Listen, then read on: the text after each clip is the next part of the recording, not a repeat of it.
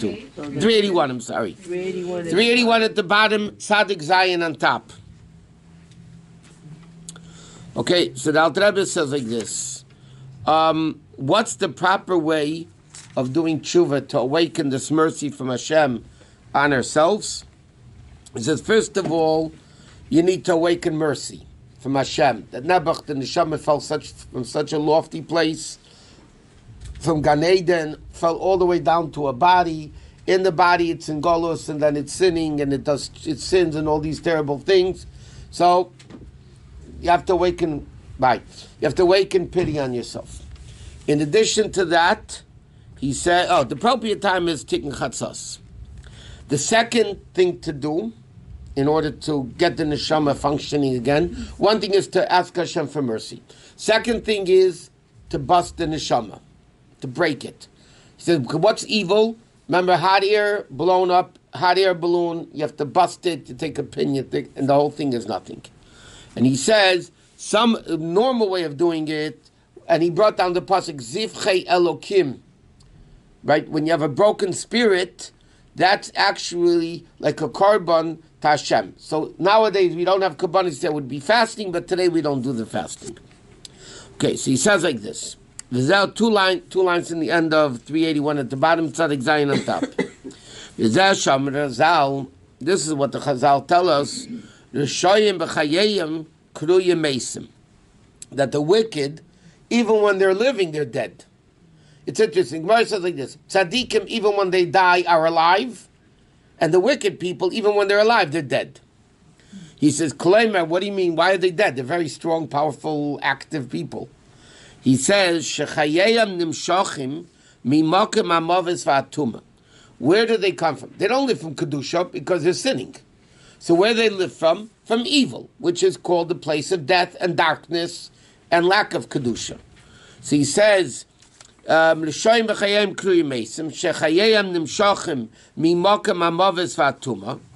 therefore the person needs to realize this is what happens when he sins. When he sins, instead of living from Kedusha, he's actually living from evil.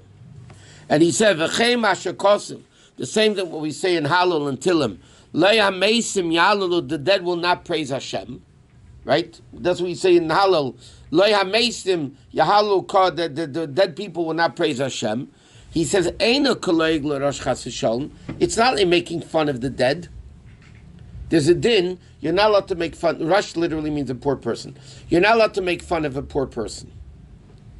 You know, there's an interesting din, doesn't apply to women so much. You know, you're not allowed to daven in the cemetery near graves. If a man has tzitzis out, when they go in the cemetery, they have to either put him into the pants or tuck him in the pocket that they're not visible. Why? There's a din in halacha called loyig l'rosh. You're making fun of the dead, as if you walk into the cemetery with tefillin and tzitzis, let's say, right? And you're basically saying, hey, you guys can't do it, but I could. So it's laughing at the dead. So he says, so the Torah was very careful about not making fun of dead people. So now the question is, David HaMelech says in Tillim, Lo Yamesim, the dead people will not praise you. Why isn't that laughing at the dead? That we can praise Hashem and they can't. He says, it's not at all making fun of the dead. What it is, it means the Rishoyim. It doesn't mean dead people, physically dead people. It means Lo Yamesim, the wicked people that are called dead, because they exist from evil forces. That even when they're alive, they're called dead because they're not connected to Hashem. That gets confused with them, their evil thoughts. When they're still wicked, and while they're in Rosh, they don't even want to do tshuva. So those people we're calling dead. So he says like this. So therefore, what's the bittul a person needs to do to awaken tshuva?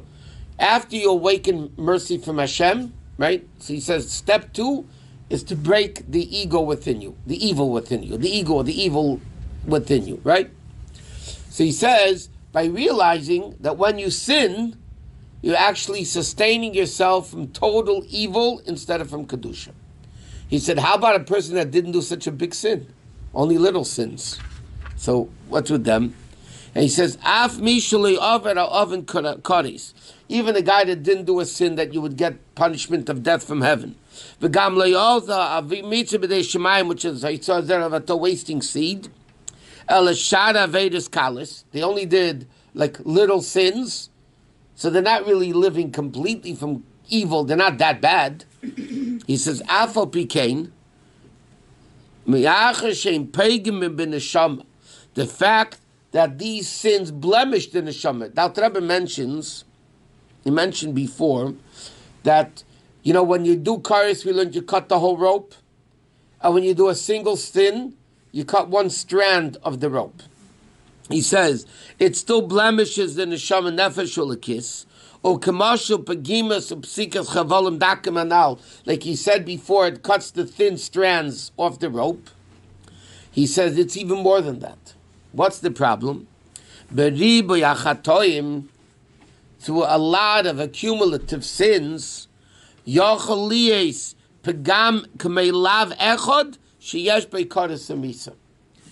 lot. I was going to give a mashal with clouds. A lot of little sins can be just as bad as a big sin. In fact, a lot of little sins can even be worse than a big sin. So he says, even if you're a person that doesn't do big sins, just little ones, you still have to do teshuvah and feel bad, because a lot of little sins, in women's language, you can wear a heavy coat or you can wear layers. The heavy coat is thick and big, but the layers can warm you more than the big coat. Well, he gives an analogy of clouds. He says, even if you do the same sin many times, it could still cause this blockage between you and Hashem. Like the Navi likens sins to a cloud that darkens the sun. There's a revelation of Hashem. Yes? And then what do sins do? Like we learned before, they block the revelation of the sun. What blocks the revelation of like clouds? Like it says, I will wipe away like a cloud your sins, which are mavedas chamuris, which block the revelation of godliness to the nefesh. And he likens it, therefore, a sin to a mashal of a very thick cloud. Hamavdul bein shemesh la'aretz la'adar maleh aderech mashul. It separates the light from the sun to the earth. Ucha'anon chatisecha, which are Vedas kalis. In other words, let me explain like this. There are thick clouds and there's thin clouds. There are bad sins and there are less bad sins. I mean, all sins are bad. You say in Shemon Esrei, or the positive that Alter Rebbe is called, Machisi cha'av psha'echa, of is a thick cloud, v'cha'anan, like thin clouds, chatisecha, your Avedas. Meaning like this. We say, Slach lanu avinu ki chatanu, Mechol lanu malkeinu ki pashanu. Yeah, basically both say, forgive us because we sinned. Right? Forgive us, Mechol lanu, forgive us. In Hebrew, there's chet, there's oven, and there's pesha. These are three types of sin. They all mean sin. Okay? Chatos, chet, is many times an accidental sin.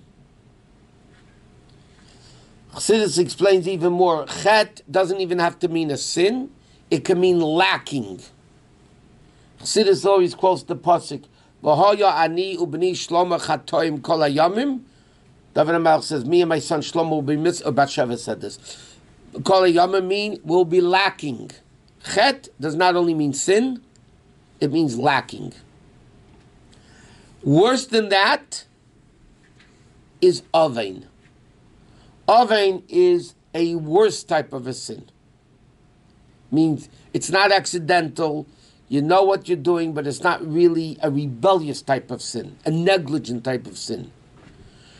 Psha'echa, okay, what do you say? Kichatanu, mecholan makikifashanu. Pesha in Hebrew means negligence. Pshia is negligence. Pesha is the worst type of a sin. The worst. So the worst sin is likened to thick clouds. Ka'av psha'echa. Like a thick cloud. Of means a thick cloud is your psha, the negligent sins. V'cha'anan, and like a smaller cloud, chateisecha, are your little sins. The problem is, just like by clouds, the Alter Rebbe is going to continue, a lot of little clouds can block the sun as much as one big cloud and even more. So the Alter Rebbe says, even if you're not such a very bad person, you don't do the big, the top 10 sins or whatever, but the fact that you sin and you sin many times, that itself blocks the ray of the Shekhinah, the Kedusha that you were supposed to be living from, and now you're living from evil. My pshacha is the worst sin. Pshia.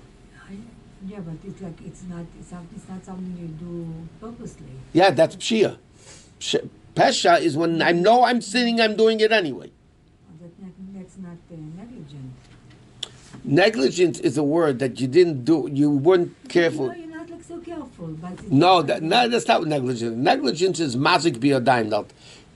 The Rebbe in Shulchan Aruch says, but it's the Gemara. But pesheya ari mazik biyadayim. If you're negligent watching somebody's object, right, and you leave the door open, it's like you damaged it with your hands.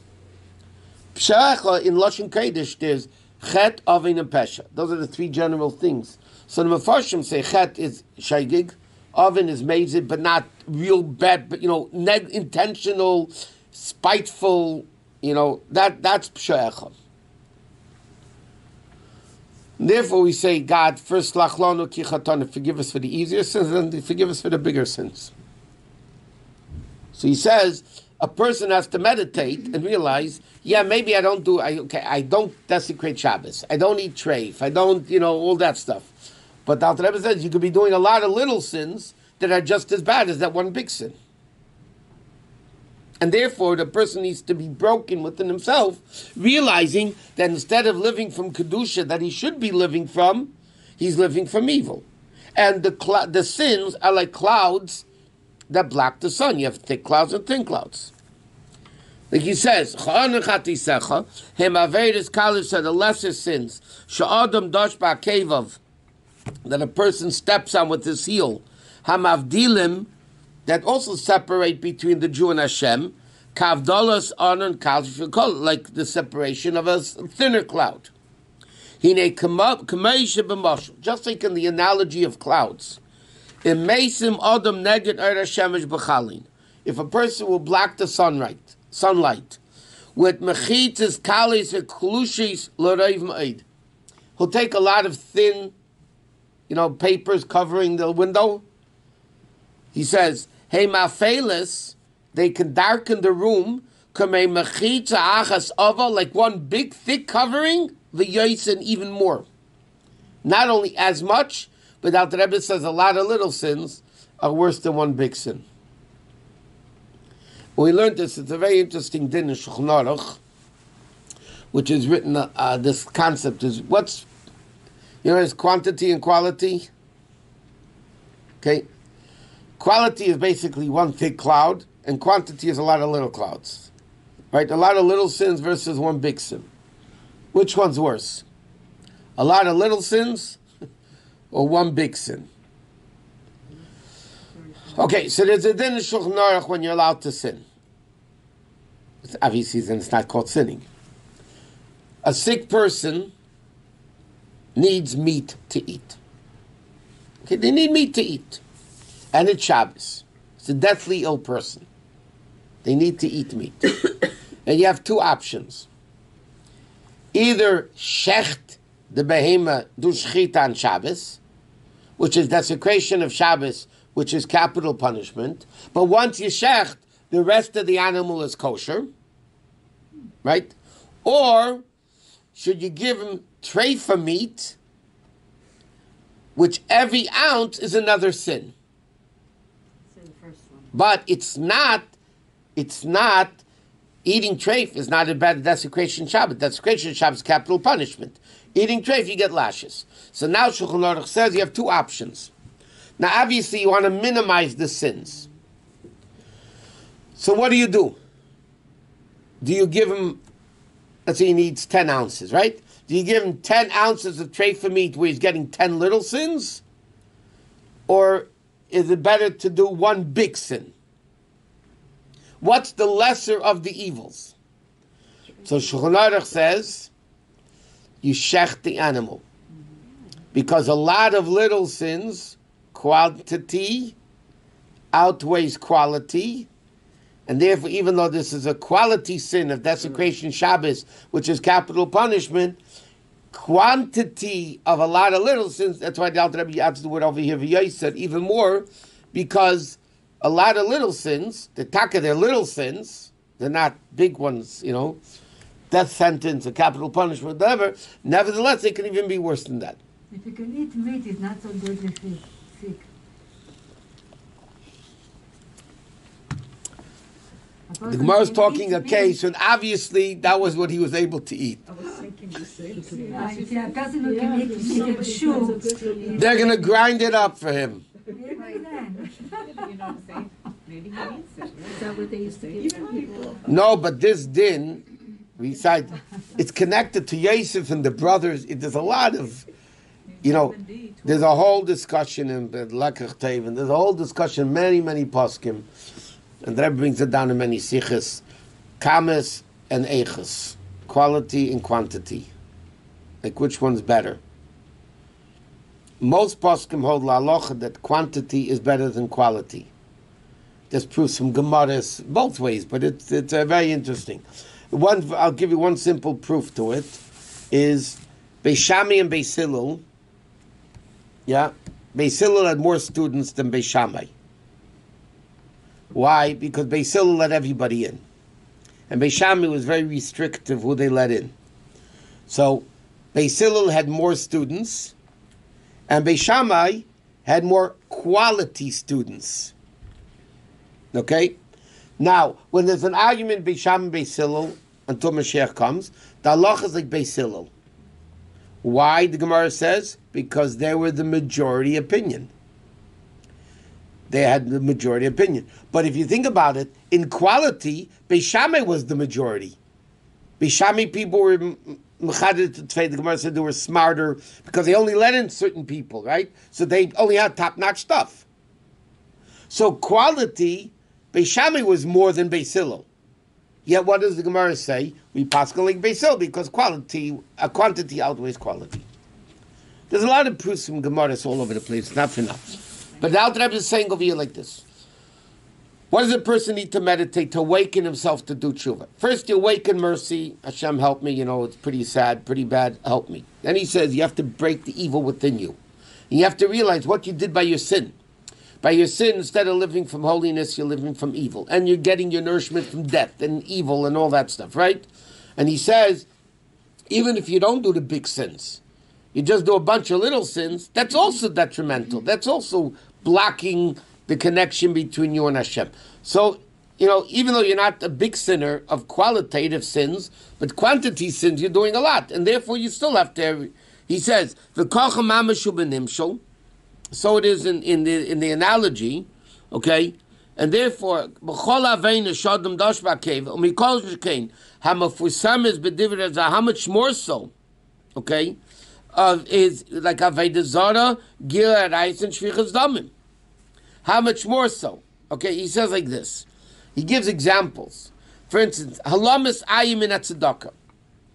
Not giving tzedakah, and that's turning a poor man's coming to you, you turn away and you don't give him the money. Like it says, Ishamer L'cha, Panyah Davad Im Levavcha B'lial. The pasuk says by Shemitah, by Shemitah, the sabbatical year, that's fall off. So it said, the Torah warns you, don't, before Shemitah, not give money to lend to the poor person, because it's not good. So it says about tzedakah, the pasuk says, Im Yiyad Davad Im Levavcha B'lial. B'lial means evil. But the Alter Rebbe B'lial is B'li oil, which is Avodah Zarah. That means if you turn your eyes away from giving money to tzedakah, it's like worshipping idols. Or, HaMesaper B'gnus Chaverei, in simple English, if you speak Lashon Hara, Hashkula kavei dezara v'gila reis v'shvichas dam. The Alter Rebbe says, what do you think? You're doing little sins. The Alter Rebbe says, you speak Lashon Hara, it's like idolatry, adultery, and murder. You turn your eye away from giving tzedakah, it's like avei dezara. V'chol hakayis, you get angry, it's kilo eved avei dezara. It's like worshipping idols. The Alter Rebbe says, what do you think? You're off the hook. Even little sins that people think are unimportant. So I got angry. It's human to get angry. So I got angry. Big deal. What do you mean? That's like Avodah Zarah.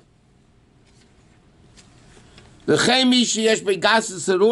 same thing, a person has haughtiness. The Gemara says terrible things about that. Hashem said, I cannot live with him, and it's like idolatry, adultery, murder, everything else. And you have many examples of that in the Gemara. So he says, a person can sometimes step on sins, meaning he's not careful about sinning, and they could be seemingly light sins, not heavyweight sins, lightweight sins, but he says they're just as bad as the big sins. Anger is like Avodah Zarah, Lashon Hara is like idolatry, adultery, and murder, all these things. And especially with Talmud Torah Keneged Kulam, especially Talmud Torah, which is equal to all other mitzvahs. So, and as the Gemara says, V'iter HaKadosh Baruch Hu, Alter Rebbe quoted this on the first page of Tanya, V'iter HaKadosh Baruch Hu al Avodah Zarah, Hashem pardons idolatry, adultery, and murder, but doesn't pardon somebody who doesn't learn Torah. Speaks about men, by the way, you're lucky. So therefore, these are sins that are terrible sins.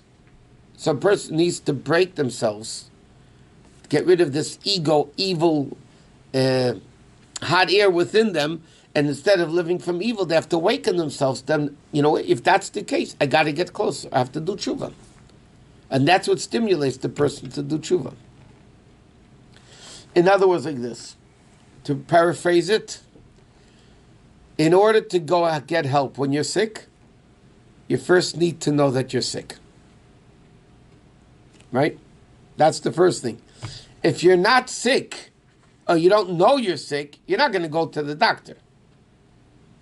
First, you need to know you're sick. And it's basically, by the way, in spiritual ailments and illnesses.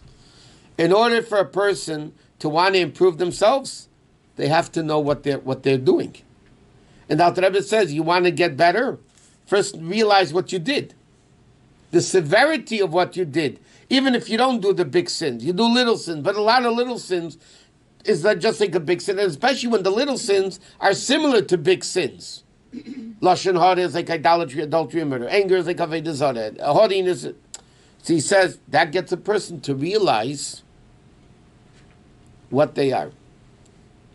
Chassidus demands, one of the things Chassidus demands, the worst thing Chassidus likes when a person falls, not only working, fools themselves. And Chassidus says both ways. You can't fool yourself to think you're worse than you are, and you can't fool yourself to think you're better than what you are. Yeah, most of the time we all fool ourselves to think we're better than what we are. But it goes both ways. Somebody once came to the Rebbe and spoke bad about himself. And the Rebbe said to him, you're not allowed to speak Lashon Hara on another Jew, and that includes yourself too. If you can't speak Lashon Hara on a Jew, you're Jewish. You can't speak Lashon Hara on yourself. There's a song, The Welt is a schmale Brick, the world is a very small bridge, und die Iker ist nicht zu narren sich. And the main thing is not to fool yourself. He says, the road to Teshuvah is to realize that you sinned, number one, and what the sin was, and what you caused by sinning, and then you can wake up and do Teshuvah. It's really hard because we have an ego. And we don't really, it's hard. Yeah. Correct. So? How many people really know when they're sinning? I mean, they rationalize. Don't rationalize. They justify. Justify. Okay. They rationalize and they justify. It makes No, they're convinced they're smarter than they are, they're kinder than they are. right. A lot. I had to do it or what. That's why. It's a real disease. That's why by Chabad, we don't make eulogies by Levias. One of the reasons. It's a lot of reasons. One of the main reasons, and it's sometimes you go to a Levaya, it's really bad, because it says in Sfarim, if by a funeral you make the person out to be greater than they really were, it's detrimental to the neshama's judgment in heaven. It's detrimental. It hurts the neshama. Why? Because if a person says about somebody, oh, he was a tzaddik, and he was a this and a that, then make it more than it was. When the neshama comes up to heaven, another complaint against the neshama is, not only you weren't what they're telling you, but you fooled people to make them think that you're better. That's added sin. Maybe you're not fooling them; they're fooling themselves. But I'm saying when you speak about somebody things that are not true, if you speak praises about somebody that are not true, so then Torah says that means you convince them also that you're not what you are. They're just saying it because what are they going to say by eulogy? Say the bad man? No. They said it's And a you know what? tzaddik. For some people, he may have been a good in that way, or It's amazing. And People somebody die else and who they was- There were become two somebody brothers. wasn't so great. There are two brothers that were known to be hated by everybody in the city. So the first brother died. Nobody was able to eulogize him, whatever. Came the second brother to die. So a relative came to him and said to the rabbi, if you eulogize him, that he was a good man, I'll give you a lot of money for your shul, whatever it is. So the rabbi gets up and he says, he didn't want to lie, he says, compared to his brother that just died, he was a good man. Compared to the brother who died, he's a good man. But you know, the Rebbe was very, very. We found out that there are stories that the Rebbe, when Rabbi Rifkin was Rosh Yeshiva Torah V'das, he was a Chabad. Rabbi Rifkin was a Chabad. He was a chassid, the Rabbi Rashav, the Rebbe. And by Torah V'das in the Velta, the Rosh Yeshiva passes away. They make us pay them and all the thing. The Rebbe made sure, the Rebbe put in a lot of koiches that they shouldn't make any haspedim on him. The Rebbe didn't want. It's not our minig, and the Rebbe was very adamant about it. Does this go on for a whole year? No, at least the Levaya. Just Levaya? Yeah. Not for the soldiers, okay. Anyways, whatever. After Levaya, nobody cares. But isn't the Shusterman still being judged for the whole year? Yeah, it's judged for the years. It is what it is. Okay. Thank you.